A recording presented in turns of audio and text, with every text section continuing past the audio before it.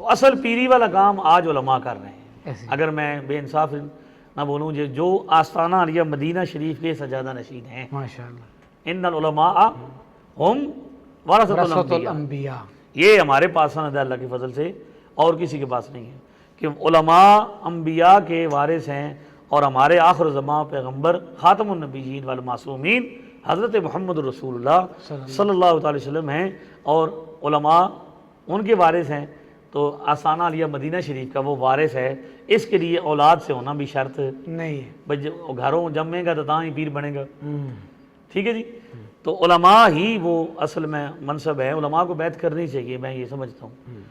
صاحب اجازت ہو کے کسی سے اجازت لے کے انہیں کیا کرنا چاہیے، بیعت کر کے لوگوں کو بلانا چاہیے. اب آپ یہ پیروں والا ہی کام تو کر رہے ہیں. مفتی فیضان جلالی کیا کام کر رہے ہیں؟ اگر آج دیکھا جائے تو پیروں والا کام ہے کہ وہ لوگوں کو بلا کے ان کے مسائل سن رہے ہیں، ان کے لیے گل کر رہے ہیں. لنگر شریف بھی ہے. لنگر شریف بھی ہے. ٹھیک ہے، ماشاءاللہ. اللہ یہ آستانہ آپ کا سلامت رہے.